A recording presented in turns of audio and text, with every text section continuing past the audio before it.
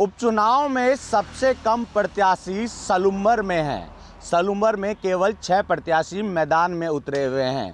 पहले माना जा रहा था इस सीट पर कांग्रेस और बीजेपी के बीच टक्कर देखने को मिलेगी, लेकिन बीएपी की ओर से जितेंद्र सिंह कटारा को मैदान में उतारा गया। अब त्रिकोणीय मुकाबला इस सीट पर देखने को मिल रहा है। आपको बता दें, इस सीट पर अब त्रिकोणीय मुकाबला साफ तौर पर देखने को मिल रहा है। कांग्रेस की ओर से रेशमा मीणा को मैदान में उतारा गया है, तो वहीं भाजपा की ओर से दिवंगत अमृतलाल मीणा की पत्नी शांता मीणा को मैदान में उतारा गया है।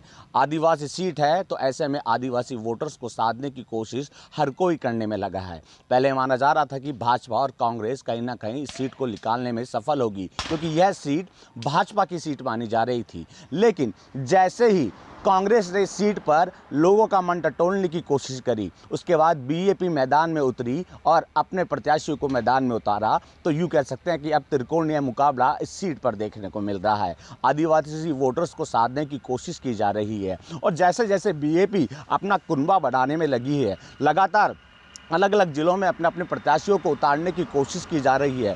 पूर्व में हालांकि कांग्रेस के साथ गठबंधन हुआ था, लेकिन इस बार उपचुनाव में गठबंधन तो नहीं हुआ, अपने अपने प्रत्याशियों को उतारा गया। जातिगत समीकरण बैठाने की कोशिश की गई। जातिगत समीकरण बैठाने के साथ साथ ही जनता का मन टटोलने की कोशिश की गई।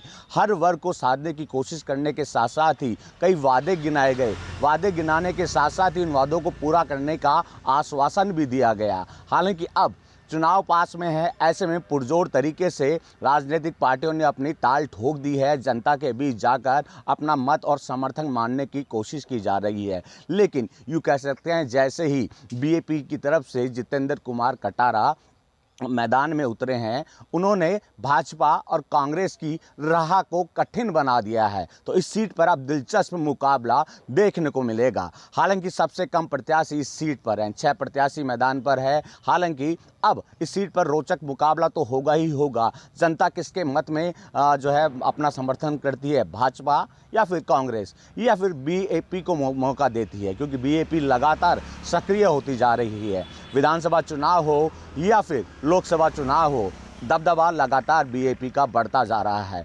बीएपी लगातार अपना कुनबा बढ़ाने में लगी है। अब कांग्रेस और बीजेपी भी लगातार जनता का मन टटोलने में लगी है। भाजपा अपने 1 साल के कार्य और केंद्र सरकार की योजनाओं का बखान करने में लगी है, तो कांग्रेस कहीं ना कहीं भाजपा पर निशाना साधते हुए जनता के बीच में जा रही है। बीएपी आदिवासी वोटर्स को साधने के साथ साथ ही उनके विकास की बात करने में लगी है। विकास के आयाम को साथ लेकर चलने की बात तो तीनों राजनीतिक पार्टियां करने में लगी है। लेकिन जनता जनार्दन है, जनता किसके मत में मत और समर्थन करती है, ये तो देखने वाली बात होगी। लेकिन जनता किसको अपना मत समर्थन देगी, ये जब मतगणना होगी उसके बाद ही डिसाइड हो पाएगा कि किसकी जीत हुई, किसकी हार हुई, और बीएपी ने जो है भाजपा और कांग्रेस का कितना खेल बिगाड़ा, ये भी देखने वाली बात होगी। बसंत पांडे, TV9 जयपुर।